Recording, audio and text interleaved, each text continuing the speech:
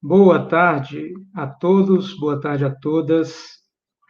Este é o Seminário Nacional Comemorativo do EHPS, os 50 anos de pós-graduação em educação no Brasil. Eu sou o professor Marinaldo, egresso do EHPS. Estive durante alguns anos, desde 2013 a 2020, fazendo mestrado e doutorado, e estarei com vocês aqui durante a primeira mesa, na qual vamos discutir a trajetória das últimas décadas do EHPS. Primeiramente, obrigado a toda a equipe que está por trás disso, a professora Ana Paula e a organização em geral da Cris e da Karina, e também o pessoal que está fazendo o acompanhamento com o Sérgio e o Leandro, para quem necessitar de um auxílio. Eu agora vou fazer uma audiodescrição também sobre mim. Eu sou um professor recém-iniciado na carreira da graduação. Estou sem meus cabelos e agora estou com mais barba. E por trás de mim tem um fundo branco, uma parede branca. Eu estarei mediando esta mesa, que terá a participação de dois grandes professores, que eu tive a honra de ser aluno durante minha passada pelo EHPS. O professor Carlos Antônio Giovinazzo Júnior. Vou fazer um pouco do currículo dele aqui para vocês. Ele possui graduação e licenciatura em História pela USP, mestrado em História e Filosofia da Educação pela PUC São Paulo e doutorado em Educação, História, Política e Sociedade, na área de concentração, Educação e Ciências Sociais, também pela PUC São Paulo, em 2003. É professor no EHPS e realiza estudos e pesquisa em torno das seguintes temas: formação, juventude e adolescência, educação, violência, discriminação, preconceito e diversidade, ensino médio, educação e formação profissional, escola, socialização e educação política. Atualmente coordena e participa de 2 projetos de pesquisa: formação e educação, tecnologia e profissionalização na sociedade industrial do capitalismo tardio, e também formação no ensino médio, escola e juventude, ambos com o aporte da teoria crítica da sociedade. O primeiro investiga a relação entre formação técnica, humanística e profissional no ensino médio e superior, e o segundo investiga as formas de participação dos alunos na vida escolar e os interesses que aproximam e distanciam da escola, além dos princípios e fundamentos presentes nas políticas para o ensino médio e voltadas para a juventude no Brasil. Está coordenador no EHPS desde 2017, aqui na PUC, o período entre 2017 e 2020 e 2021, 2017 a 2019, perdão, e 2020 a 2021. Também estará conosco o professor Kazumi Munakata, e também farei uma breve descrição do seu currículo. Kazumi é bacharel em Filosofia pela USP, mestre em História Social pela Unicamp e doutor em História e Filosofia da Educação pela PUC São Paulo. Integra desde 1997 o corpo docente do programa EHPS, que no passado, como nós vimos na palestra do professor José Geraldo, era intitulado também como História e Filosofia da Educação, antes de se chamar EHPS. Ele coordena, então, os projetos institucionais A Educação dos Sentidos na Escola Brasileira Contemporânea, séculos XIX e XX, projetos, práticas, materialidades e história das disciplinas escolares e de materiais de ensino, participando também do projeto As Inovações Educacionais por uma Perspectiva Histórico-Sociológica. Valores, variações, representações, territórios, desenvolvido no âmbito do programa com bolsas concedidas pelo CNPq. É também líder do grupo de pesquisa A Educação dos Sentidos e o Ensino das Ciências, registrado no CNPq, e pesquisador associado do projeto temático Saberes e Práticas em Fronteiras, por uma História Transnacional da Educação, financiado pela FAPESP, além de integrar a equipe de pesquisadores do Centro de Investigação Manuales Escolares, MANES, da Universidade Nacional de Educação à Distância em Madrid, na Espanha. Suas pesquisas enfocam os temas de livros didáticos, metodologias de ensino, disciplinas escolares e currículo, sobre os quais tem publicado vários artigos e capítulos de livros. Bem, então, depois dessa leitura dos currículos dos professores, um currículo extenso, é claro, que são frutos, né, ambos, do EHPS. Eu vou passar a palavra primeiro para o professor Carlos Giovinazzo, que terá 30 minutos para fazer a explanação, depois prosseguimos com o professor Kazumi e, na sequência, abrimos para perguntas e a interação com vocês, tá bom? Professor Carlos. Muito obrigado, Marinaldo, pelas palavras, um prazer estar aqui com você, te rever, ainda aqui nessa forma, né? Antes que eu me esqueça, foi o que aconteceu na parte da manhã, deixa eu fazer minha autodescrição, porque eu estava meio nervoso, acabei esquecendo. Então, eu vou fazer rapidinho para quem perdeu, se tiver aqui, agora ouve. Bom, eu tenho 52 anos, tenho cabelo grisalho, curto, já tenho umas boas entradas, estou com barba por fazer, e como estou com frio, estou com uma blusa de lã cinza, que está, inclusive, cobrindo meu pescoço. Atrás de mim, como quase 80%, 90% dos professores, tem uma estante com alguns livros, né? Está meio bagunçado, né? Não está organizado como de outros, mas está, isso, esse sou eu. Bom, primeiro, né, então, boa tarde a todas as pessoas. Quero agradecer mais uma vez a participação aqui dos tradutores, dos intérpretes de Libras, o Sérgio e o Leandro, que, né, se revezam. Cumprimentar o Kazumi, meu colega de programa, e agradecer e cumprimentar também a equipe que está aqui atrás, né?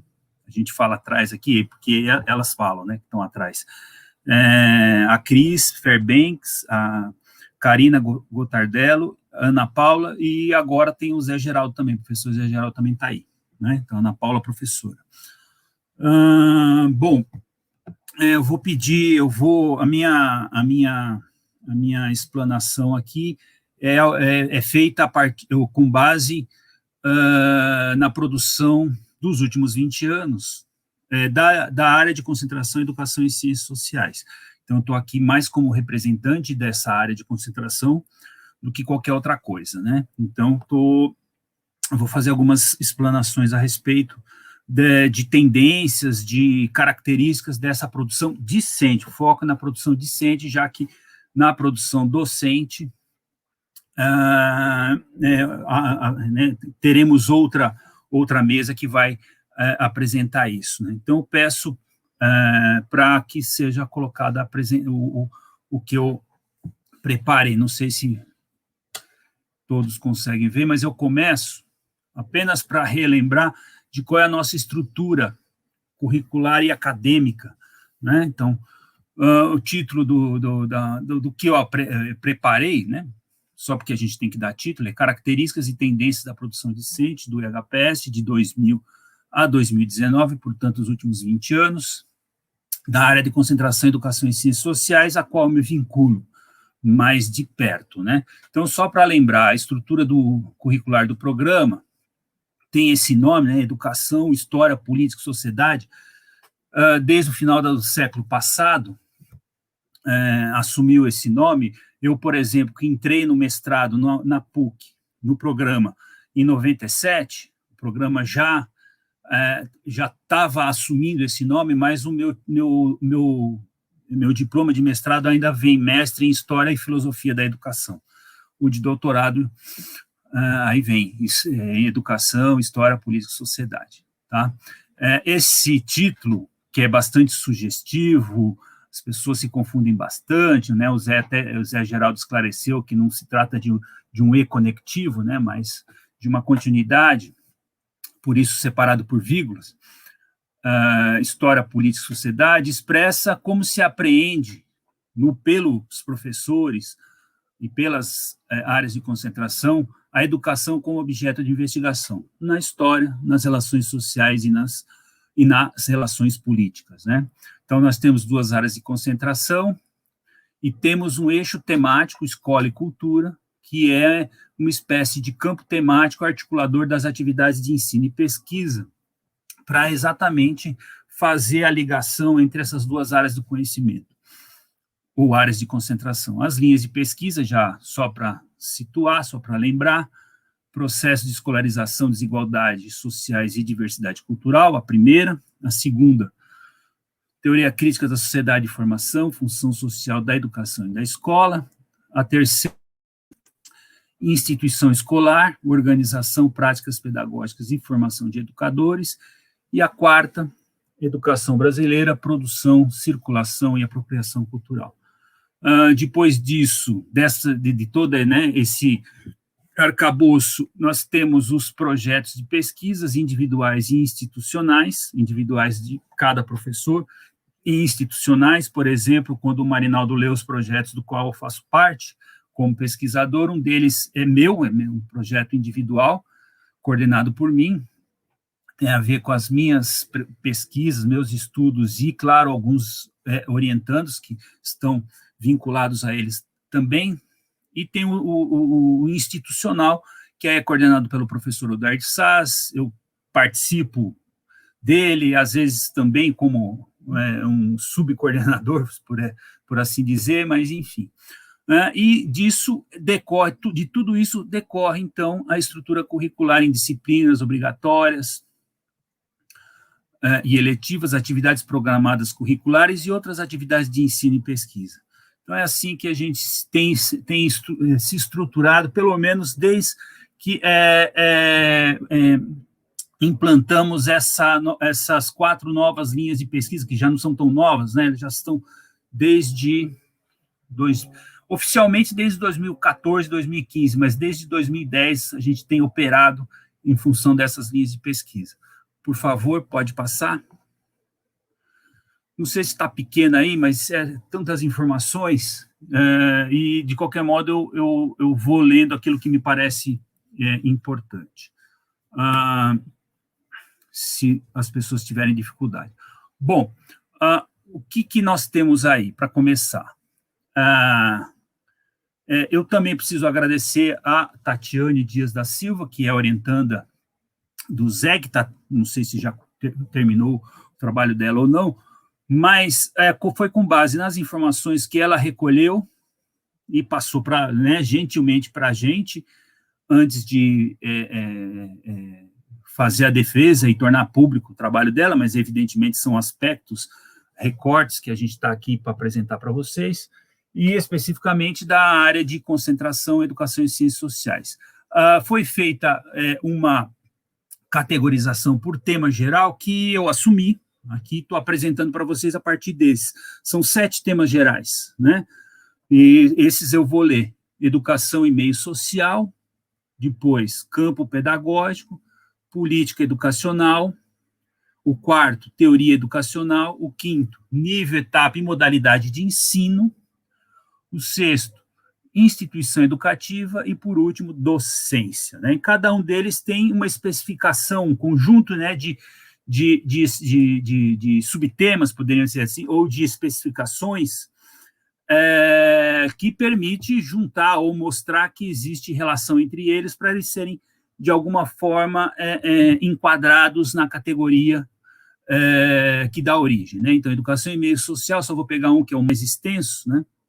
Ou 2, nós temos educação e religião, educação indígena, educação em gênero, educação em raça, educação popular e assim por diante. Uma série de temáticas que a gente pode dizer que investiga a educação na sua relação com o meio social. Né? Campo pedagógico, por exemplo, o segundo aí, dá conta, ou nele estão incluídos o ensino das disciplinas escolares, história, ciências e assim por diante, e está tudo aí. Posso deixar aí para fazer, posso deixar aí para vocês darem uma olhada, né? Enquanto isso, eu faço algumas considerações. Primeira delas, há uma diversidade de temas e concentração de focos que nós podemos observar. E essa organização, esse modo como a gente consegue olhar para a produção discente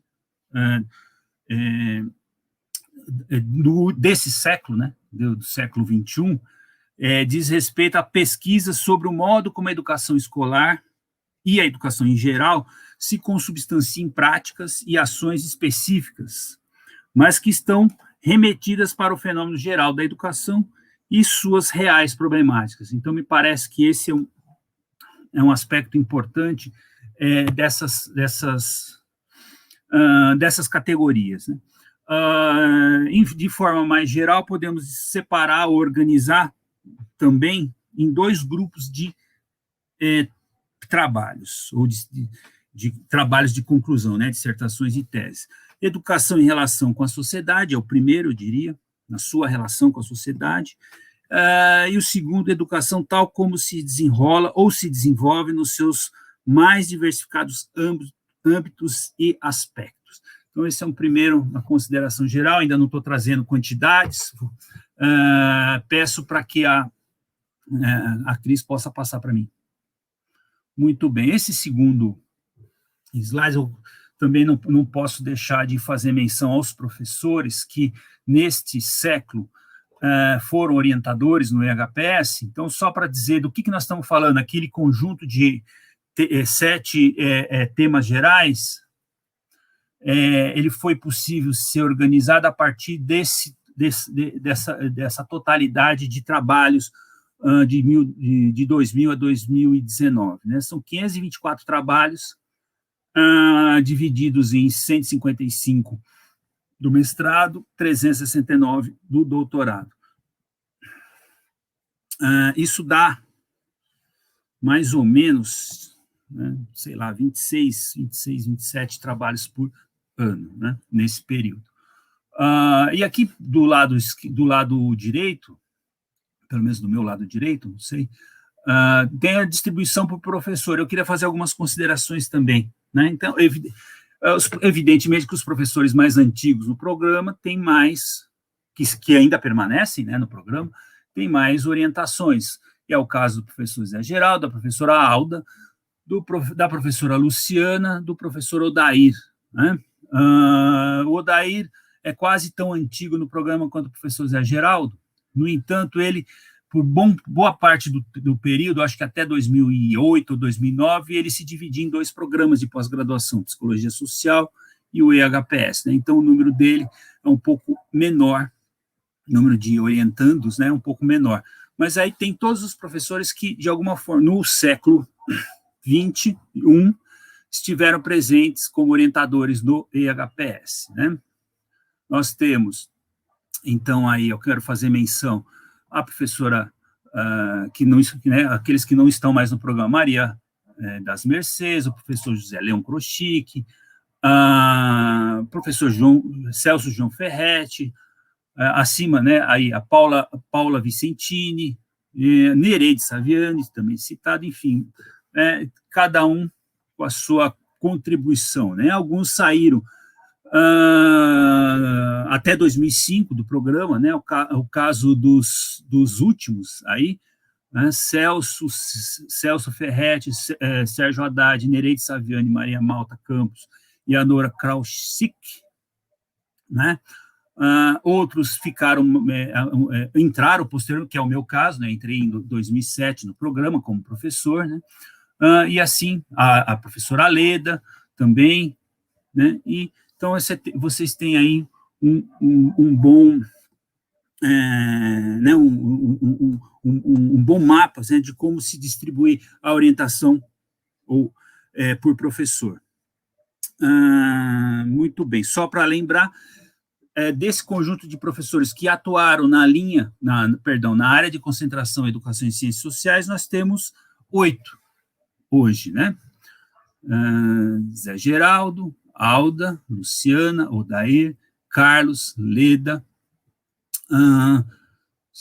a Helenice e a Ana Paula, que entrou recentemente. Se eu não pulei ninguém, se eu não esqueci ninguém, acho que é isso. Peço para passar, por favor. Muito bem. O próximo slide, daquele total, daquele total de 524 trabalhos distribuídos, divididos, nesses temas gerais, naqueles 7 temas gerais, nós temos aqui uma outra especificação, que é a organização pelo tema específico, né? Não sei se para mim está aqui está meio assim embaçado, não sei se vocês conseguem ver. De qualquer modo, está melhorando, né? Acho que demora para carregar, né? Bom, o que nós temos aqui, que eu queria chamar a atenção? Nós temos a distribuição por temática geral e o seu detalhamento, né, dessas 524. Então, vocês podem observar que o tema da organização escolar é o mais presente, seguido de educação especial, formação docente, prática pedagógica e até aqui. Ainda pode passar um pouquinho e depois voltar? É a mesma, é uma outra tela, mas com não, pode voltar. Isso. Voltar para a primeira, né? Porque aqui é continuação, ó, com os outros temas, mas depois eu volto. Isso. Mais uma, por favor? Pode passar, não. Não, pode voltar, não para a anterior, desculpa, eu falei primeira, né? Para aquela, pode seguir, vai adiante, aí, isso. Passou. Volta uma. Aí. Muito bem. Então, o que eu quero chamar a atenção, né? Claro, está aí para vocês dar uma olhada, enquanto eu vou fazendo algumas considerações, fica na tela, só para dizer o seguinte. O que é interessante da gente observar, a partir de 2010, com a implementação dessas linhas de pesquisa que eu acabei de mencionar, a gente observa um vínculo mais estreito, exatamente com a linha de pesquisa, com as linhas de pesquisa.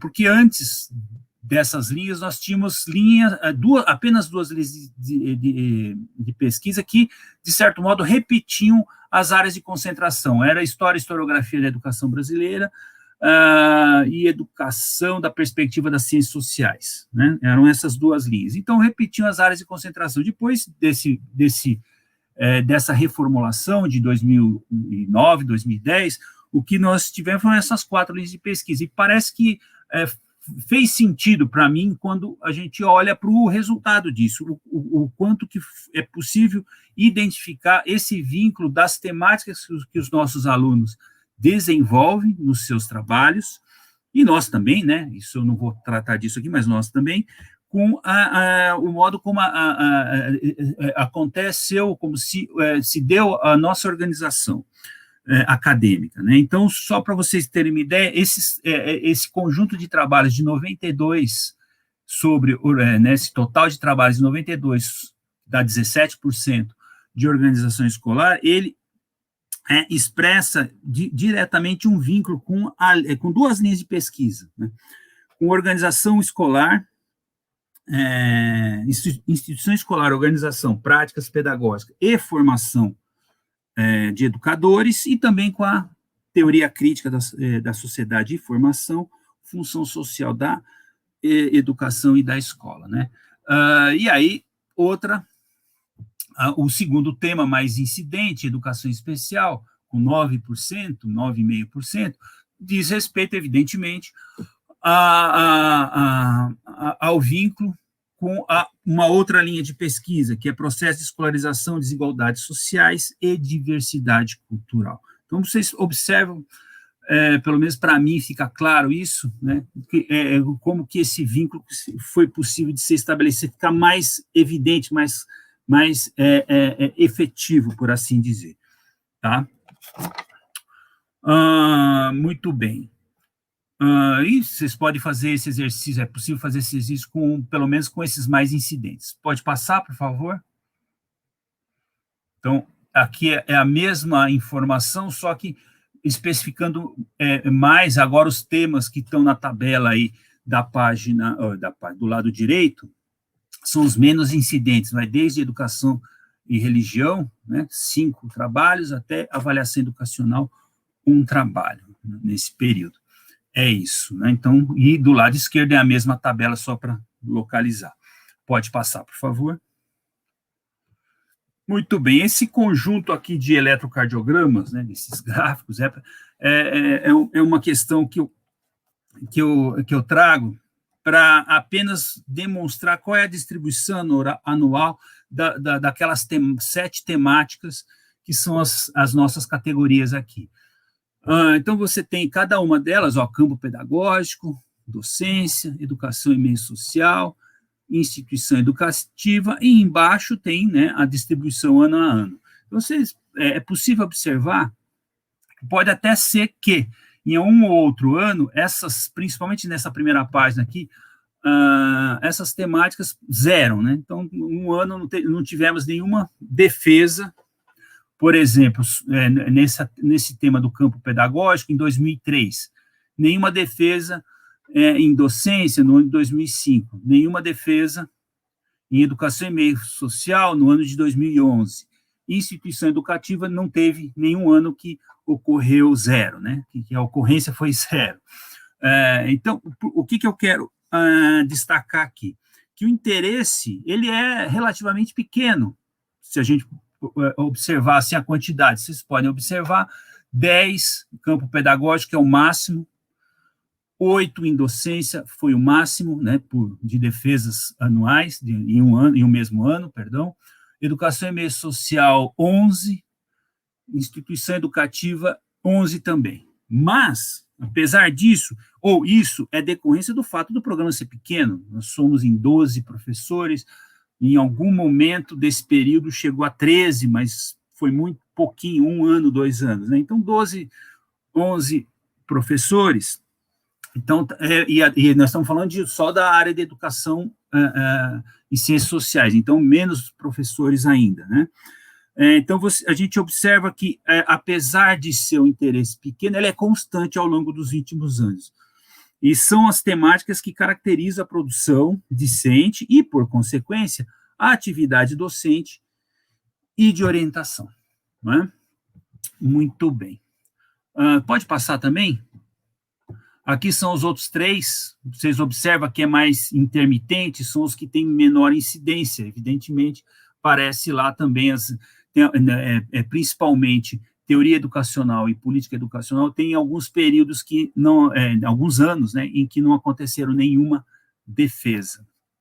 Muito bem. Pode passar. Esse próximo conjunto de dados aqui, primeiro preciso fazer um agradecimento a Carla Caselato Ferrari, que é egressa do programa, mas no momento é bolsista, PNPD, do Programa Nacional de Pós-Doutoramento, da CAPES, porque ela que nos ajudou a fazer o relatório do Sucupira, e aí eu aproveitei para trazer algumas informações que achei interessantes. Na parte da manhã foi discutido, aqui não está mais separado por áreas de concentração, é o conjunto de trabalhos do EHPS, no período que vai de 2012 a 2020. Então, se vocês podem observar que foram à esquerda, 99 trabalhos no total defendidos em nível de doutorado e 212 trabalhos defendidos em nível de mestrado, né? E o que eu quero mostrar aqui com esse conjunto de informações? Que você tem uma discussão hoje sobre qual é o papel da pós-graduação, isso foi até discutido um pouco de manhã, formação de quadros para o ensino superior, mas também já tem uma outra perspectiva de formação de quadros para a educação básica, o que me parece bastante importante, e como é que o EHPS está nessa história? Então, a gente pegou de 2012 em diante, e se vocês puderem observar que se era verdade que nas décadas anteriores, os primeiros, 30 anos do programa, boa parte dos egressos doutorado iam para o ensino superior, para a universidade, isso parece que continua válido. Se a gente puder observar aqui, nós temos professores da educação, os doutorandos, vou pegar só os doutorandos e eu acho que é suficiente para dar essa exemplificada. Professor, origem profissional, quando entraram no programa, estavam professores da educação básica pública, 37, professor da educação básica privada, 19, professores universitários já, né? Então, estou pegando só esses dois aqui, que dá em torno de 57%, 56%, 57% de doutorandos que, ao ingressarem, eram ou estavam como professores da educação básica. Vejam vocês depois qual o resultado disso. O destino profissional do doutorado são os mesmos 99. Né? Nós temos que desses 35 tornaram-se professores da universidade privada, 19 professores da universidade pública, 11 professores de institutos federais de educação, ciência e tecnologia, que, dado o fato deles terem a titulação de doutorado, podem também estar, a gente não tem essa informação, pode também estar no ensino superior. Os que eu conheço, os egressos que eu conheço que estão nos institutos federais, todos eles estão no ensino superior. Então, você tem aqui 35 mais 19, arredondando, 55 mais 11, 65, 66% dos egressos do doutorado estão no ensino superior. E não é em qualquer ensino superior, boa parte deles é em instituições públicas. Né? Então, esse é um dado que me parece importante, e aí, como eu falei, diz respeito às duas áreas de concentração. Quero também destacar um dado aqui do mestrado. Quando, da origem profissional dos nossos ingressos, vamos dizer assim, ou ingressantes no mestrado, boa parte deles, de 212 no total, 63 mais 23, considerando escola básica, escola pública e escola privada, portanto, mais ou menos 40% eram professores da educação básica. Né? No final, uma parte deles significativa continuou professores da educação básica. Outros tantos tiveram ascensão profissional, nem todos na educação, mas algum deles, pelo menos metade, sim, ascenderam na carreira por categoria, ou se tornaram coordenadores pedagógicos, diretores de escola, essas coisas, esses cargos de gestão. Uma parte considerável ingressou no doutorado, 30 deles ingressaram no doutorado, né, que dá 14%. E ainda assim tivemos professores de universidade, né, principalmente na universidade privada, no ensino superior privado, 28 deles conseguiram ingresso nesse nível de ensino. E também professores, tanto da universidade pública como dos institutos federais, total de 12, né, 8 dos institutos federais e 4 da universidade pública. Né? Então, curioso que, de fato, observamos a continuidade daquilo que o programa sempre fez, que foi formar quadros para o ensino superior, mais um percentual importante, que eu acho que já acontecia isso antes, né, a gente não tem dados, permanece na educação básica, né, o que também é igualmente interessante e importante. Por que eu estou trazendo esses dados? Porque é interessante observar e analisar como o EHPS produz o que a CAPES valoriza bastante hoje, que é o tal do impacto e da inserção social. E aí eu queria fazer algumas considerações sobre isso. A produção dos discentes titulados no programa, que atuam na educação básica, significa, a meu juízo, duas coisas. Primeiro, que são professores que continuam na educação básica, que produzem conhecimento científico sobre a realidade onde atuam, sobre a realidade da educação. E, nesse sentido, a gente pode dizer que se trata de uma qualificação profissional desses mesmos alunos que continuam contribuindo de forma importante e significativa para a educação básica brasileira. A segunda consideração é a entrada no número significativo dos nossos egressos, mais ou menos, como eu disse, por volta de 65%, na vida acadêmica e no ensino superior. Seja como for, seja aqueles que continuem na educação básica, seja aqueles que vão para o ensino superior, todos nos representam e realizam o trabalho de formação que o EHPS faz há 50 anos. Né? Pode passar, por favor? Pode passar?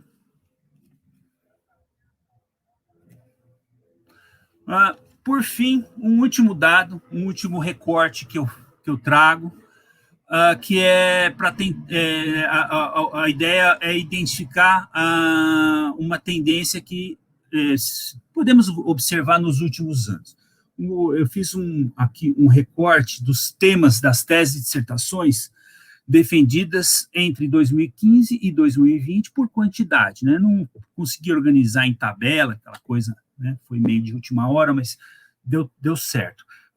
Verifique o total de trabalhos, aqui na última linha, 232 teses e dissertações, não separei por nível. A média aproximada de 35 defesas por ano. Observem, se fazer esse tipo de recorte que eu estou sugerindo aqui, nós temos que o que tem maior quantidade de trabalhos é o tema da educação e diversidade ou desigualdade, que inclui educação indígena, movimentos sociais, imigração e outros, né? Depois, currículo com 19, 17 com formação de professores, 15 com intelectuais e assim sucessivamente. Eu quero fazer uma última observação sobre esse dado, que diz respeito, inclusive, também, de novo, à discussão que foi proposta de manhã. Dessa relação que está aí apresentada, eu destaco, evidentemente, os que têm maior incidência e as tendências verificadas nesses últimos 6 anos. O tema com o maior número de teses e dissertações defendidas é o da educação e diversidade ou desigualdade. Verifica-se que tanto os docentes do programa como os alunos interessam-se pelas questões que envolvem a relação da educação com pessoas e grupos, da educação de pessoas e grupos que, de certa forma, determinam a própria realidade concreta da educação no Brasil ou sofrem com o fato de a escola confirmar ou reproduzir a desigualdade social. Estou pensando nos migrantes e imigrantes, na população negra, nos indígenas, nos moradores pobres das grandes cidades, das pessoas LGBT e etc. Esse dado indica como tem sido o engajamento do programa na causa da educação. Acresce a essas temáticas as relacionadas à violência, que está logo abaixo, vocês podem observar, o preconceito, e a discriminação no que se refere às relações de gênero e étnico-raciais, e a educação de pessoas com deficiência. Aí verificamos que temos por volta só esse grupo 27 trabalhos. De outra parte, temos também um percentual significativo de trabalhos, aproximadamente 33%, somando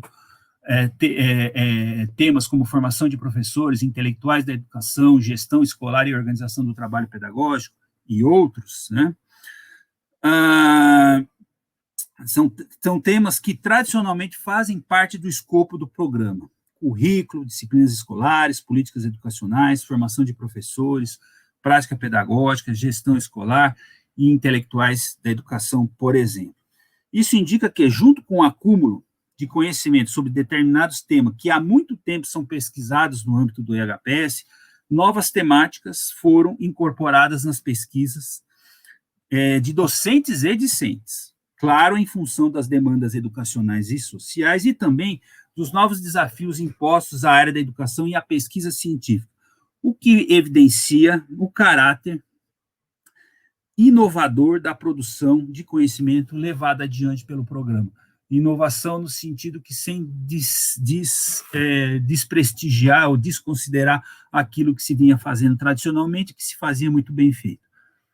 Para encerrar, apenas digo, quero fazer a seguinte afirmação aqui, pelo tamanho do programa, até que a gente faz bastante barulho e nós causamos um impacto considerável no campo da educação.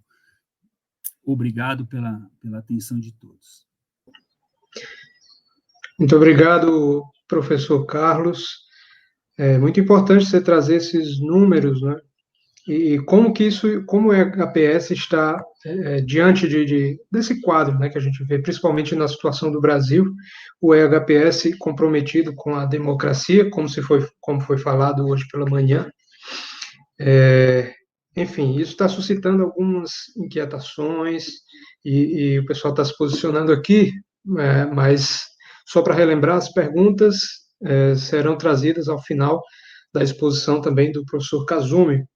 Algumas pessoas estavam até questionando, esqueceram do Kazumi nos dados do professor Carlos, mas aí o professor Carlos fez uma exposição aqui da área de concentração aí da educação e ciências sociais, né? Enfim, então, agora eu vou passar a palavra para o professor Kazumi. Professor, seja bem-vindo. Muito obrigado, Marinaldo. É um prazer estar aqui com todos e todas nessa homenagem ao nosso programa que está fazendo 50 anos. Agradeço desde já a organização do evento, que me fez o convite. Agradeço também a equipe de apoio que está nos bastidores, aos nossos intérpretes que fazem um trabalho excepcional, e agradeço a presença das pessoas que estão nos assistindo. Eu não vou fazer como fez o professor Zé Geraldo e o professor Carlos, analisando dados mais quantitativos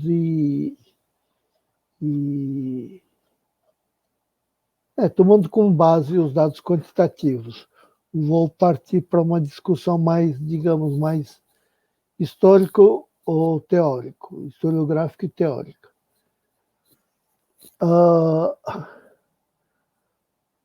O EHPS, Programa de Estudos Pós-Graduados em Educação, História, Política e Sociedade, como sabemos, esse nome foi oficializado em 97, embora tivéssemos que esperar até 2000 para entrar finalmente no rol dos cursos da PUC.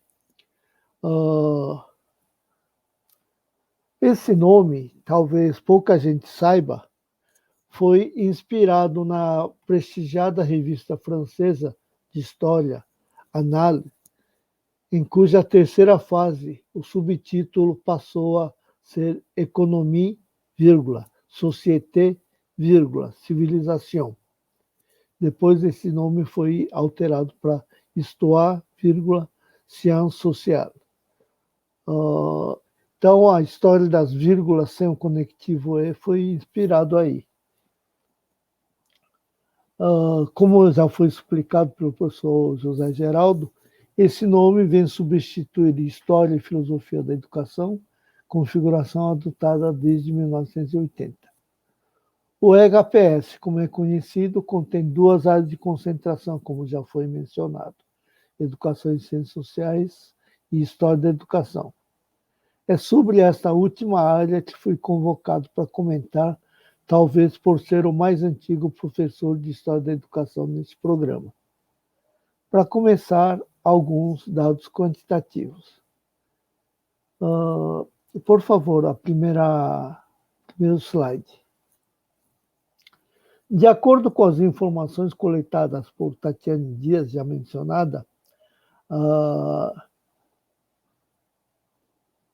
e apresentado por seu orientador, professor José Geraldo, produziram-se na área de História da Educação, no período de 2000 a 2019, os seguintes trabalhos.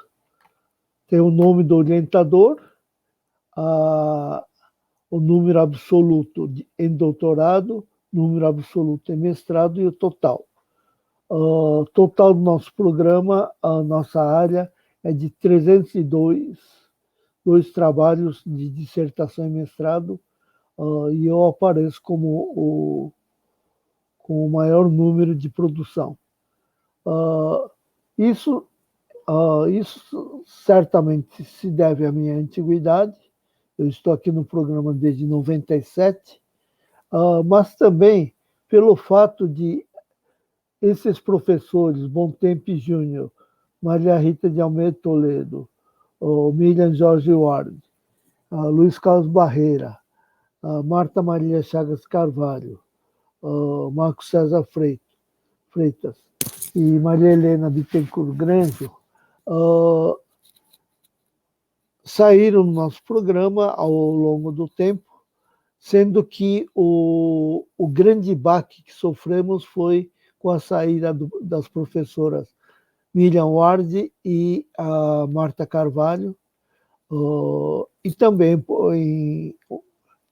em certa medida, o professor Bruno Bontempi e a professora Maria Rita de Almeida Toledo, conhecida como Maíta. A saída deles foi tão repentina que a gente foi obrigado a herdar vários dos orientandos remanescentes deles.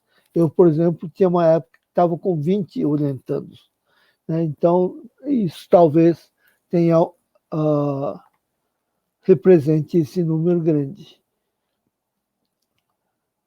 É bom que se diga que nem todos os trabalhos sob orientação nossa, dessa turma da área de História, efetivamente trabalhos de História da Educação.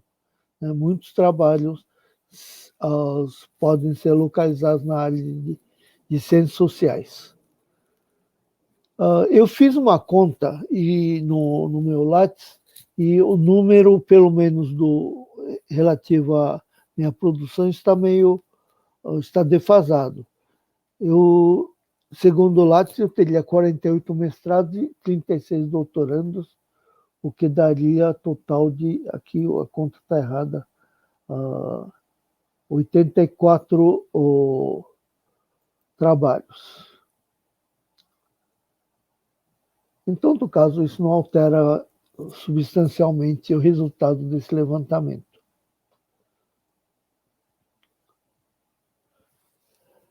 O que queria discutir com vocês é o que significa a passagem de História e Filosofia da Educação para a Educação, História, Política, Sociedade. E para isso vou fazer umas perguntas sobre o que significa História e Filosofia. Lembrando que a filosofia, depois que viramos IHPS, desapareceu completamente do nosso horizonte, embora haja alguns trabalhos que resvalem pelo campo filosófico. E a minha pergunta é: o que significa o conectivo E, que une História e Filosofia? Esse conectivo pode ter dois sentidos, diferentes e mesmo opostos. Quando se diz, por exemplo, fui ao supermercado para comprar frutas e lâmpadas, o conectivo apenas justapõe termos que correspondem a objetos distintos, sem nenhuma associação entre si. Outra coisa são os conectivos nos títulos de obras russas ou de Jane Austen: Crime e Castigo, Guerra e Paz, Razão e Sensibilidade, Orgulho e Preconceito. Aí o conectivo serve para mostrar a ligação entre os dois termos, formando uma unidade inseparável. Assim, creio que é História e Filosofia. Como diz o histórico no site do programa, a reorganização no final dos anos 80 significou uma volta a apenas uma área de concentração: História e Filosofia da Educação, confirmando a sua vocação para os estudos e pesquisa na área de História da Educação. Esse fato foi mencionado também pelo professor Carlos, né? O fato de ser uma única área mostra a íntima conexão entre história e filosofia. Isso é segundo uma tradição que remonta a Hegel. Acredito, talvez haja antecedentes, mas em Hegel, claramente, a filosofia e a história fazem parte de uma mesma coisa, né? O mesmo processo de evolução do espírito. Mas talvez seja importante retomarmos Jacques Le Goff, um historiador medievalista francês muito famoso, no verbete que ele escreveu sobre história para a enciclopédia Einaudi, uma enciclopédia italiana. Ele diz: partilho, assim, por favor, o slide que tem esse texto. Partilho com a maioria dos historiadores de uma desconfiança nascida do sentimento da nocividade de misturar os gênios e dos malefícios de todas as ideologias que façam recuar a reflexão histórica no difícil caminho da cientificidade. Direi de bom grado com Fustel de Coulanges: há filosofia e há história, mas não há filosofia da história. E com Lucien Febvre: filosofar significa, dito por um historiador, o crime capital. Mas também com ele, com Lucien Febvre, direi: dois espíritos, é certo, a filosofia e a história. Dois espíritos irredutíveis, mas não se pretende reduzir um ao outro. Pretende-se, sim, agir de tal modo que, mantendo-se, embora nas suas posições, não se ignorem a ponto de serem, senão os X, pelo menos estranhos. A história dos filósofos comporta uma ontologia. História é o conjunto serial dos acontecimentos significativos que apontam para um fim, um telos.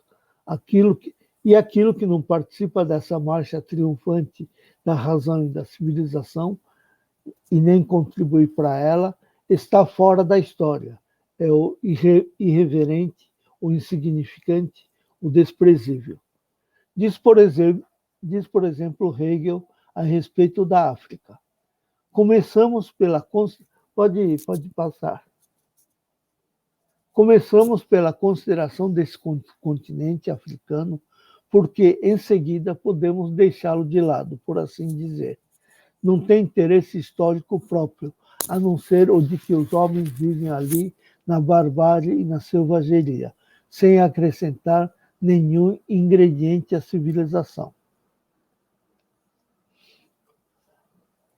O historiador francês Paul Venn, por sua vez, declara: tudo é histórico, logo a história não existe. Não, tem o anterior. Isso. Aqui estão a edição brasileira não, portuguesa e francesa original numa edição de bolso. Ele resumiu alguns trechos, mas a edição portuguesa está na íntegra. E esse título, esse tudo é histórico, logo a história não existe, aparece no segundo capítulo. Pode passar agora. O que ele quer dizer com isso? Tudo é histórico, logo a história não existe. Aparentemente é uma blague que ele está fazendo. Mas há uma sutileza aí que as pessoas não percebem de imediato. Se a gente olhar direito, o título desse capítulo, Tudo é histórico, logo a história não existe, está inteiramente grafada em maiúscula. Já o original francês, Tout est historique, donc l'histoire n'existe pas, a historique está em minúscula e histoire está em maiúscula. Isso dá um outro sentido à afirmação dele. Se tudo é histórico, não existe a história. Pode passar.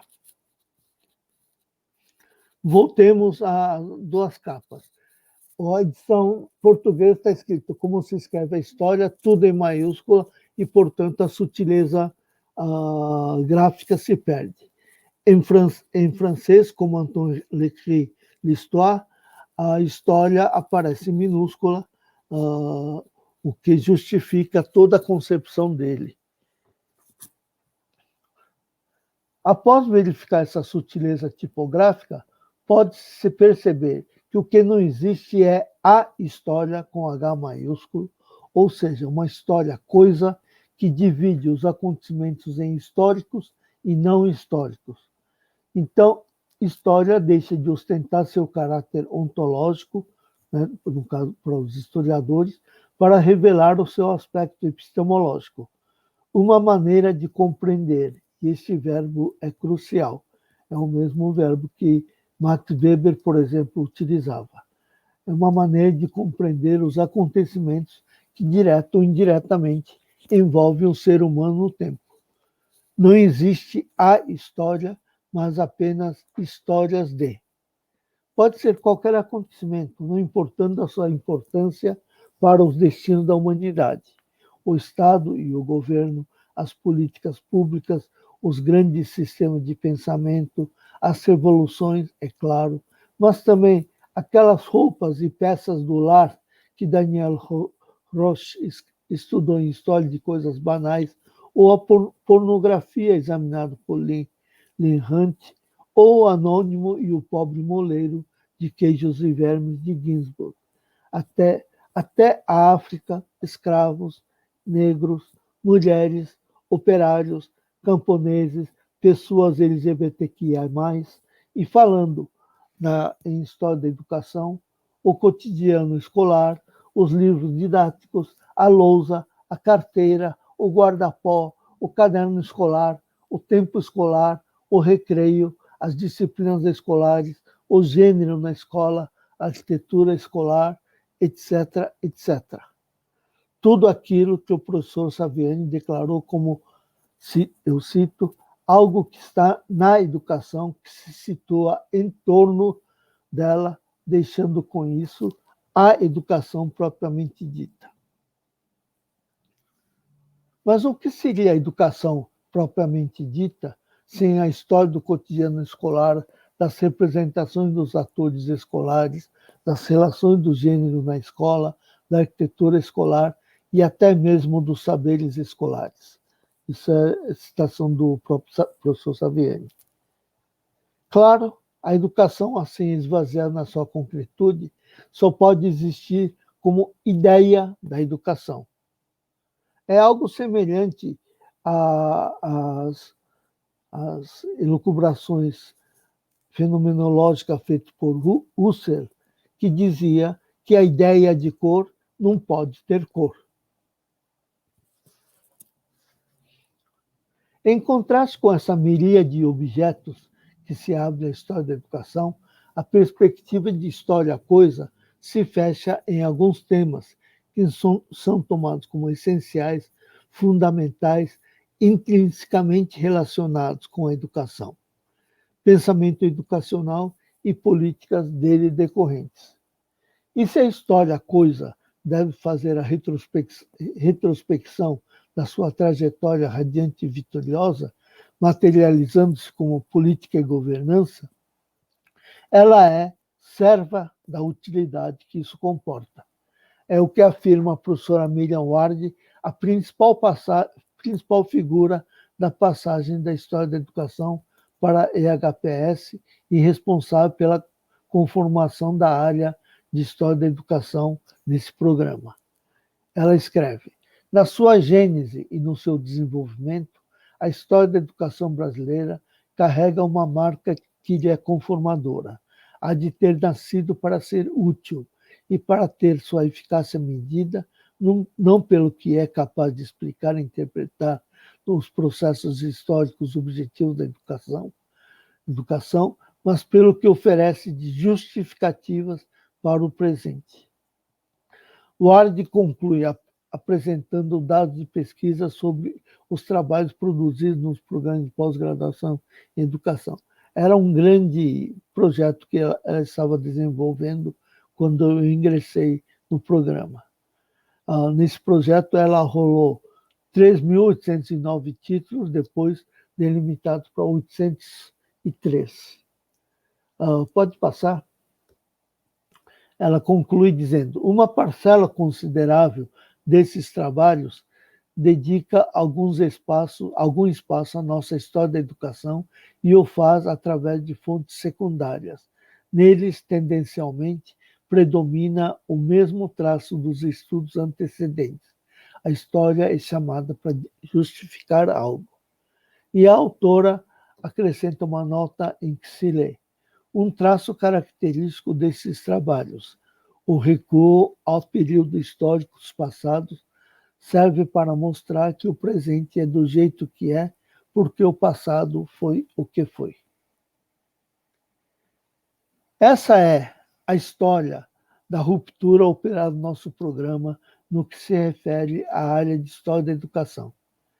Essa ruptura acompanha o movimento internacional das pesquisas educativas que, desde 1960, proclamou a abertura da caixa preta da escola, de onde pipocaram todos aqueles temas e objetos lamentados pelo professor Saviani. A professora Anne-Marie Compère, Marie-Madeleine Compère, tem um trabalho chamado A História da Educação na Europa, onde ela aponta mesmas tendências para a história da educação na Europa como algo que deve servir a algum propósito. E os rompimentos que acontecem nos anos 60 do mesmo jeito que aqui. Verificando os dados da produção da área, coletados por Tatiane Dias, pode-se acompanhar a evolução de novas temáticas. É um Excel muito grande, então vou passar no finalzinho, mas praticamente é ilegível e depois é um quadro composto de 302 pesquisas. É muita coisa, então só vou mostrar para vocês olharem. Então, vou falar a partir de agora sobre as tendências atuais que desenvolvemos no programa na área de História da Educação.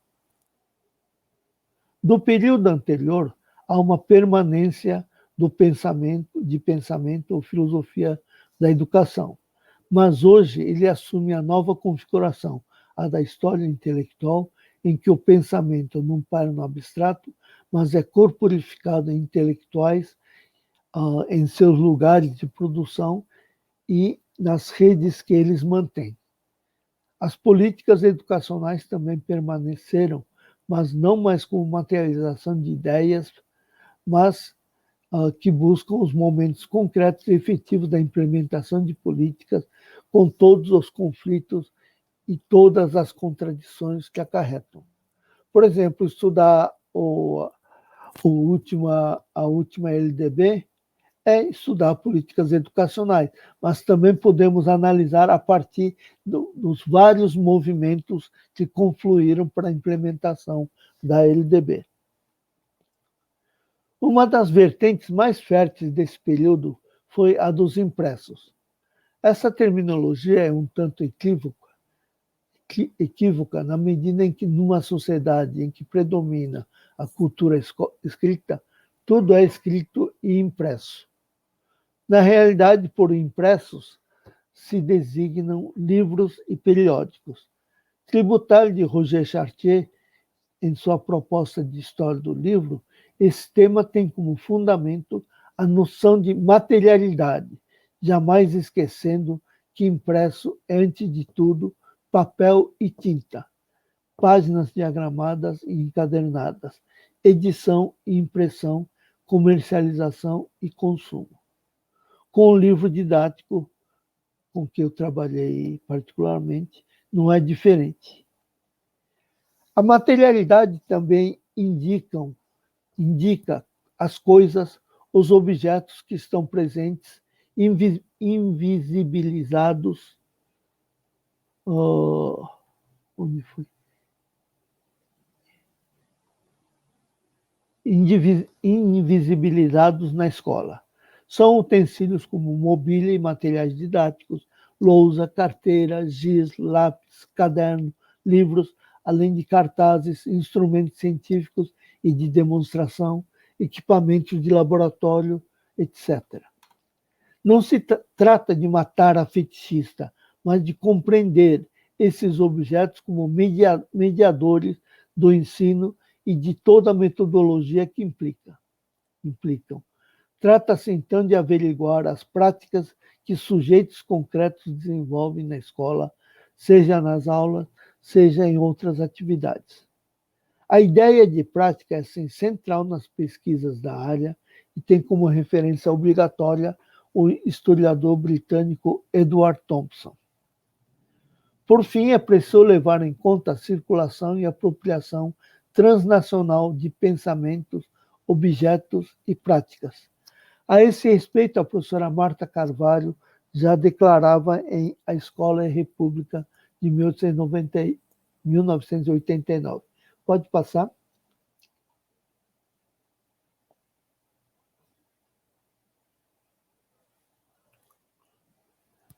Ela diz, em seu percurso, desculpe, em seu percurso, o livro A Escola e a República recusou a doutrina do transplante cultural, acionada com frequência na historiografia sobre a educação no Brasil, para explicar o abismo que efetua pelo confronto entre ideologia e fatos, entre projetos lidos como proposta de democratização da sociedade pela escola e a realidade educacional. Descartando essa doutrina por sua capacidade de tudo explicar e, portanto, nada explicar, o livro deixa como sugestão a novas investigações em história da educação brasileira, uma perspectiva de análise que descarte a tentação sempre recorrente de entender a importação de ideias estrangeiras como mimetismos inconsequentes que atestariam a fragilidade das classes dominantes ou de fração delas na formulação e imposição de projetos políticos de seu interesse. De resto, o que estudamos hoje são vários aspectos de um fenômeno transnacional. Só para dar um exemplo, muitas das teorias pedagógicas aparecem aqui e ali a partir de uma série de discussões que acontecem internacionalmente em vários fóruns.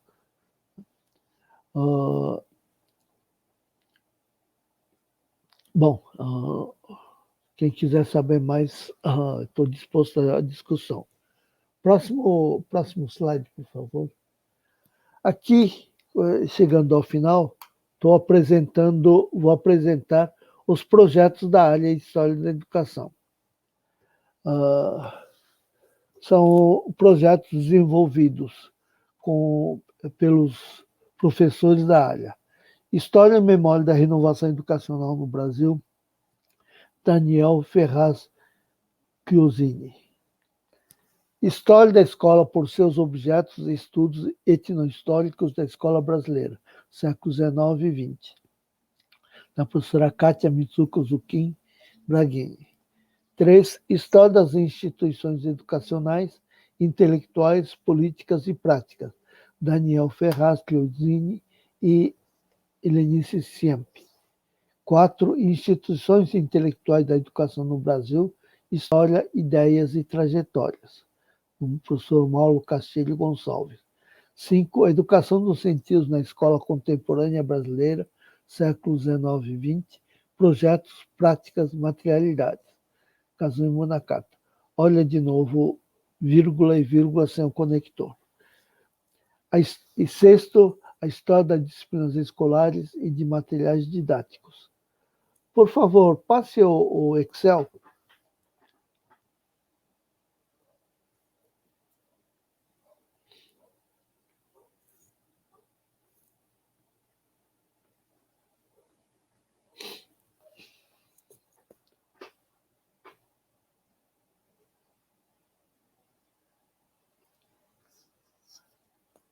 Tá difícil, será?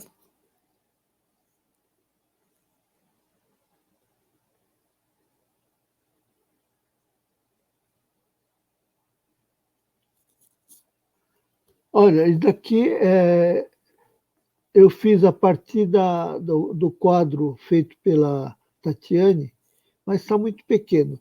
Eu juntei, aqui está juntado todos os teses e dissertações de História da Educação.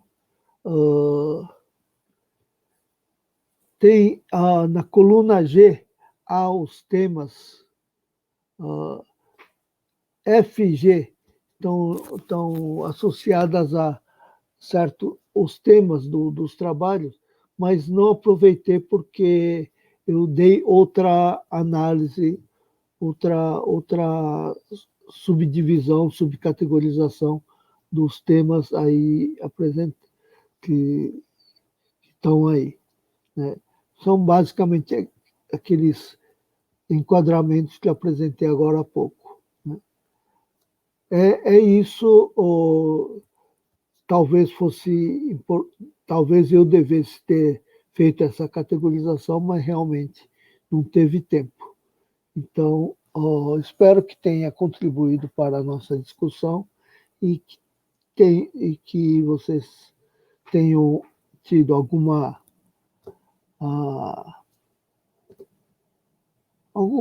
percepção de como funciona a nossa área e, por tudo isso, agradeço imensamente a possibilidade da minha participação. Muito obrigado.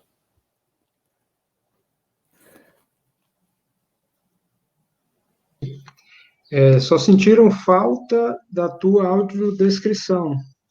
Esqueci. Posso fazer agora? Deve. Que é tipo de coisa que não estou acostumado a fazer.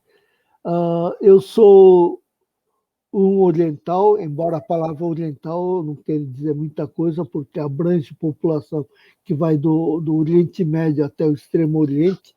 Então, talvez seja mais fácil falar que eu sou asiático, ou melhor, japonês, né? Dizem que é cor amarela, mas não tenho muita certeza.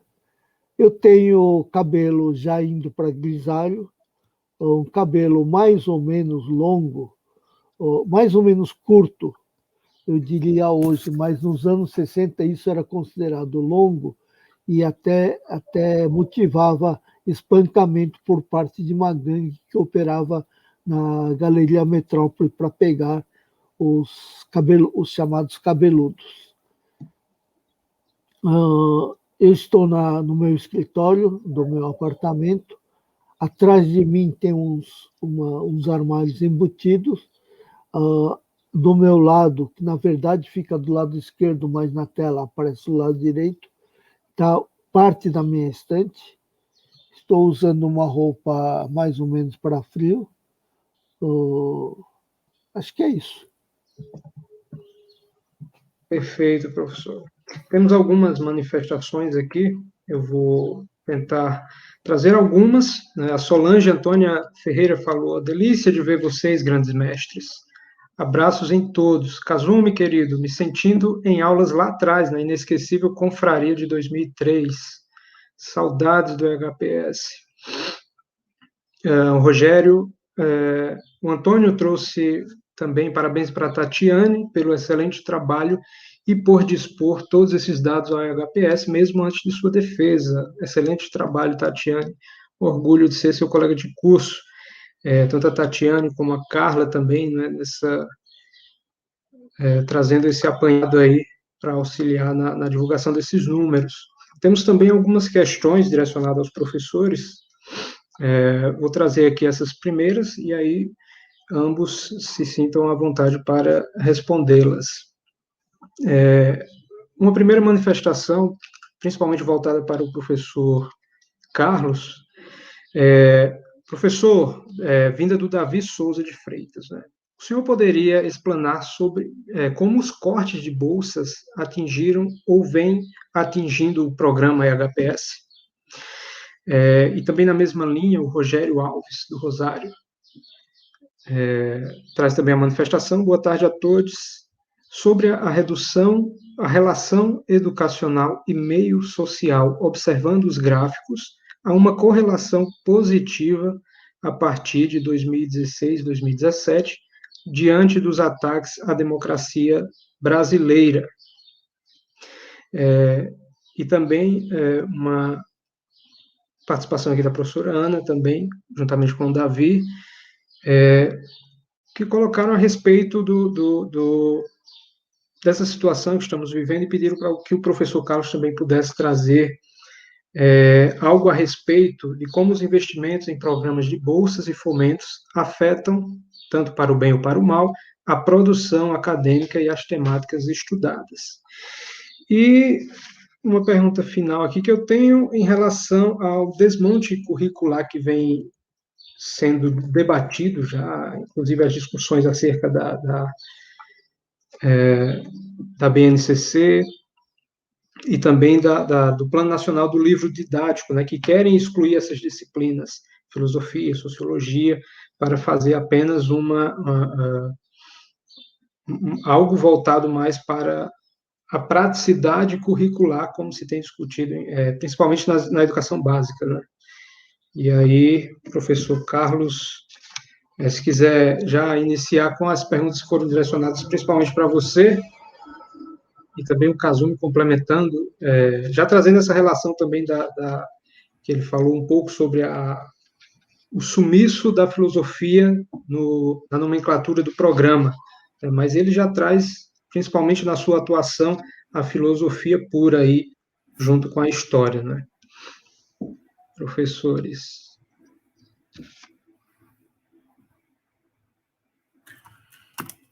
Sou eu, né? Eu? Posso? Porque eu já faço todas as perguntas e vocês trazem. Ah, desculpa. Kazumi, como você vê a relação entre história e presente, além da história justificadora? O professor José Geraldo está enviando também essa pergunta. Professor Carlos, desculpa interromper, pode... Não, que isso. Eu que peço desculpa. Bom, eu vou começar com, acho que aqui é mais fácil, né, de responder, que é a do Rogério, se eu não estou enganado, que é essa relação entre, no programa, o aumento de pesquisas que naquele grupo, naquela categoria, melhor dizendo, que relaciona, então, educação com meio social. Eu acho que essa é uma tendência que está presente no programa há bastante tempo já, pelo menos desde que eu estou no programa, essa é como aluno, então, ou seja, mais de 24 anos. Essa é uma preocupação mesmo, né? E evidentemente, se eu conheço um pouco da história do programa, isso já estava presente. Que relaciona mesmo luta pela democracia, luta pela escola pública, faz estudos desses movimentos, né? E evidentemente, só para dar um exemplo, né? Evidentemente que eu não estou esgotando aqui, e relaciona isso com a própria educação, né? E evidentemente já faz parte, né? Então, quem são os grupos, quais são as pessoas, enfim, o que está acontecendo, que ações acontecem nessa direção.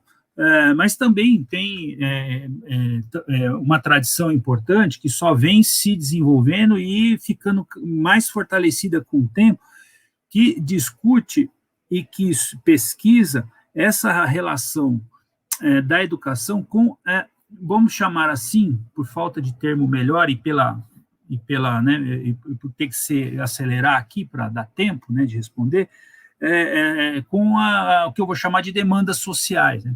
Então, vejam, você tem um problema que sei lá, podemos citar alguns, né? O problema da violência presente na escola, temos o problema da evasão escolar, o problema do quanto que o fracasso escolar assume uma outra feição, do tipo, os alunos não mais, ou boa parte deles não se evadem da escola, mas ficam dentro dela e não aprendem aquilo que deveria ser aprendido, e assim por diante, né? Então, isso sempre teve presente, né? E é claro que me parece que, pelo menos é a minha leitura, a gente soube incorporar muito bem. Isso muito bem não quer dizer sem conflito, sem tensões, não quer dizer nada disso. Está sabendo incorporar esse debate, essas questões, com outras demandas que vêm de grupos específicos, como as mulheres, a população LGBT, a população negra, etc., etc. Né? Então, isso vem porque praticamente assim, é uma solução de continuidade para aquilo que já se fazia no programa. Então, me parece que a gente tem isso acontecendo, né? E no momento que nós vivemos hoje, que é um momento de regressão mesmo, do ponto de vista dos direitos, do ponto de vista das conquistas sociais, as pessoas, claro, quando elas podem se dedicar à pesquisa, isso passa a ser tema, isso passa, né, o que a gente tem feito muito bem, me parece, é que pegar essas questões sociais e transformar isso em questões de pesquisa, em temas de pesquisa, em problema, com objetivos, ou seja, investigando isso desde o método, ou com base no método científico. Então, me parece que isso, e claro, essas coisas, sempre, me parece que o programa sempre teve afinado com isso, né, com essas tendências sociais que estão, né? É isso. Né? Claro, tem mais coisa para dizer, mas eu não quero tomar muito mais tempo, então faço essas breves considerações. Sobre os cortes de bolsa, isso é uma situação que é geral, os cortes de bolsas atingiram de forma violenta os programas de pós-graduação no Brasil, especialmente aqueles que não tiveram, num primeiro momento, que não tinham nota 5, 6 e 7. Os programas que não eram avaliados como muito bons, né? O 4 é bom, o 3 é regular. Né? Então, esses programas tiveram, de fato, de imediato, um corte sensível de bolsas, e o mais drástico, o mais cruel dessa história, que não é assim, a partir de hoje não tem mais bolsas, essas bolsas vão sendo recolhidas ao longo de 1 ano, 2 anos, no caso do programa e da PUC, né? A PUC também tem sofrido com isso, a gente tem perdido bolsas assim mês a mês, né? Conforme os alunos vão depositando os seus trabalhos, as bolsas são suspensas.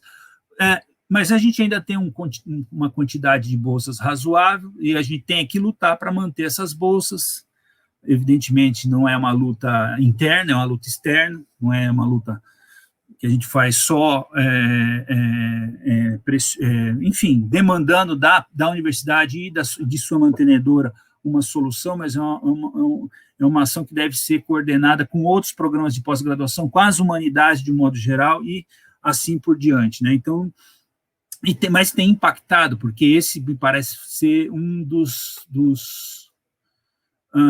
pontos principais do projeto, como alguém disse, anticivilizatório desse governo fascista. Né? Então, isso é ponto pacífico, né? A aprovação da educação domiciliar, o corte de bolsa para ciência e tecnologia, corte de recursos, né? E assim por diante. E a mesma coisa que eu disse em relação às bolsas, eu digo em relação ao investimento na pós-graduação e na pesquisa no Brasil. Né? Me parece que há em curso, evidentemente, uma ação de sucatear, acabar, extinguir, destruir aquilo que nós, as duras penas, sempre as duras penas, construímos em termos de conhecimento científico nas áreas, todas as áreas do conhecimento, na pesquisa básica e nas humanidades.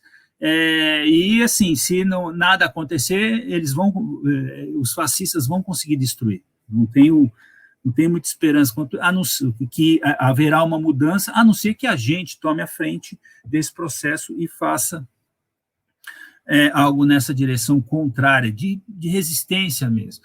Me parece que isso não é uma questão de você lutar individualmente na sua instituição, no seu programa. Isso tudo pode ser, num dado momento, importante para a organização das pautas, mas isso precisa de uma articulação central. Não adianta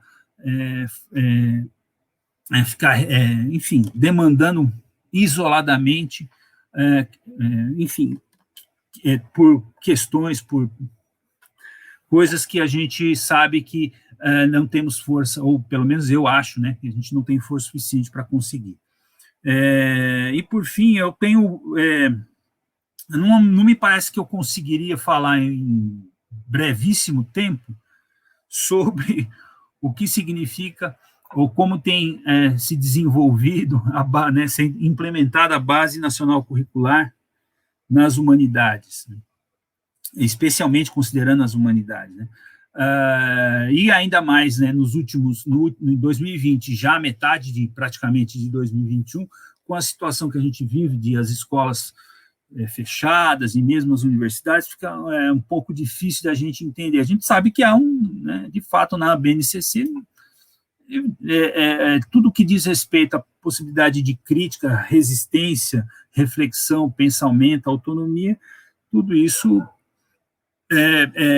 por parte não só daquilo que né, da proposta ou do projeto do BNCC que foi aprovado, mas de como ele vem sendo implementado pelo MEC, enfim, e pelo governo federal, para sucatear mesmo, né, para acabar com a possibilidade de filosofia, sociologia, enfim, para que tudo isso? Serve para nada, né?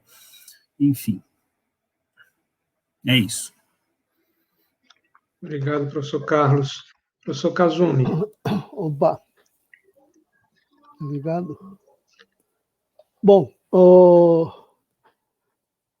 deixa eu só fazer um pequeno comentário sobre o livro didático. Eu não tenho acompanhado muito os editais do PNLD, Programa Nacional de Livro Didático, e seus derivados, né, que agora tem de literatura, tem de ensino médio, etc. O último edital foi para ensino médio. E lá inventaram uma disciplina chamada Projeto de Vida, né? Que ninguém sabe muito bem o que é, como que se faz, né? Principalmente é isso, para que serve isso, né? Me disseram que é para ajudar os alunos adolescentes a elaborarem expectativas em relação ao seu futuro. Eu acho que não é um livro didático que vai promover isso, mas, em todo caso. Bom, quanto à pergunta sobre história e o presente, existe uma modalidade de história chamada História do Presente que fez certo sucesso em décadas passadas, mas me parece que hoje não está muito sendo levado em conta. Primeiro, vamos começar com o principal, que é a questão de o que é história. Geralmente a gente aprende que história é ciência do passado, né? Mas o que é exatamente passado, né? Havia uma época de uma historiografia bem tradicional que estipulava prazos para o passado. Então, passado é tudo que acontece 50 anos atrás, né? Então, por exemplo, estamos em 2020, 21, menos 50 dá 1900, eu não sei fazer essas contas, mas algum lugar de 1900 e alguma coisa passou a ser passado, né? E, obviamente, que as coisas não são assim, né?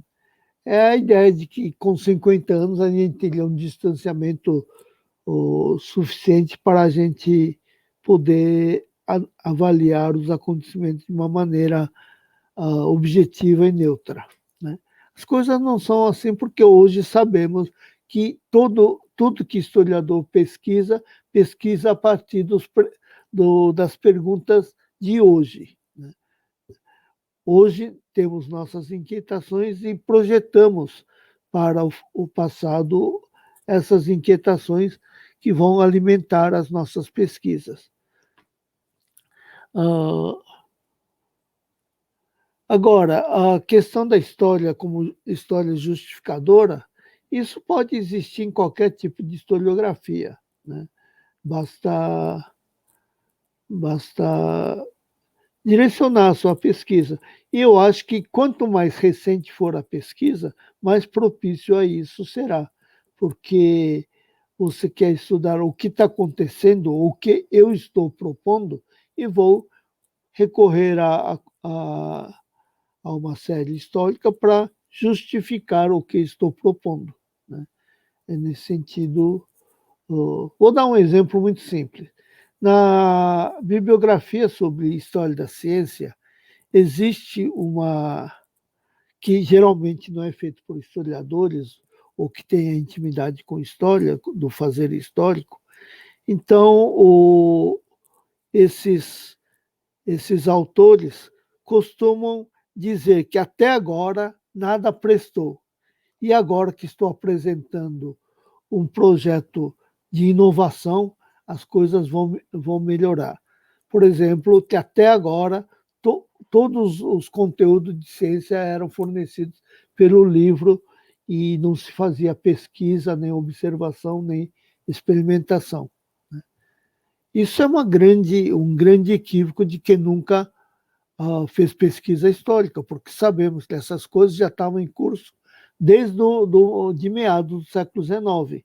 Não é uma invenção dos anos 40, quando se lançaram aqueles kits de ciência e muitos autores falaram, agora sim vamos começar uma ciência baseada na experimentação e observação. É uma história meramente justificativa do que ia ser proposto e até mesmo de kits que eles iam vender.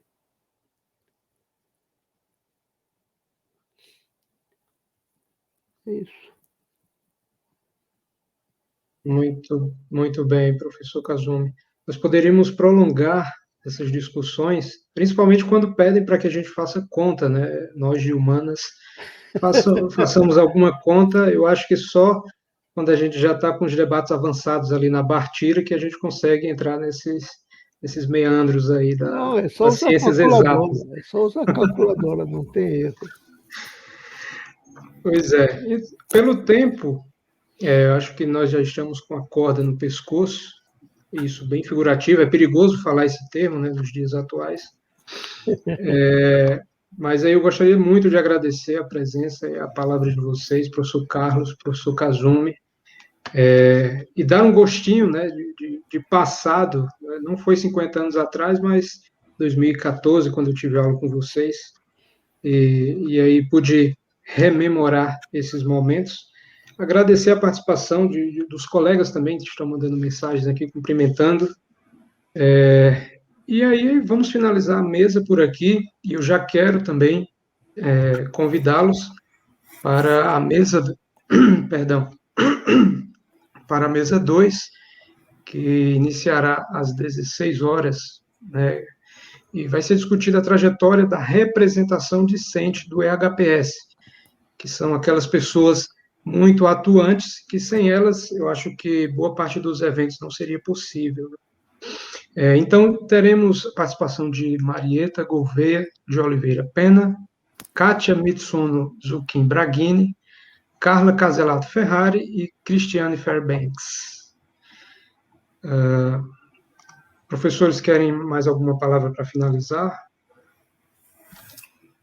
Não, só quero me despedir de agradecer de novo, Marinaldo, pela condução, pela mediação aí, cumprimentar o meu colega mais uma vez, o Kazumi, e a todos e todas que estão nos vendo, dizer que é um prazer e que eu estou bastante feliz e honrado por estar aqui e ver assim tanta gente que a gente, né, que esteve ou está no programa, que está nos prestigiando aqui. Muito obrigado mesmo. Bom, eu também queria agradecer ao Marinaldo pela intermediação que fez, à equipe dos bastidores e aos intérpretes de Libras, que fizeram um trabalho excepcional, né, aos organizadores e a todos que assistiram. Foi uma honra poder participar desse evento apresentando o meu ponto de vista. Obrigado. Muito bem. Então, ficamos por aqui. E aí nos veremos daqui a pouco na mesa 2. Um abraço a todos.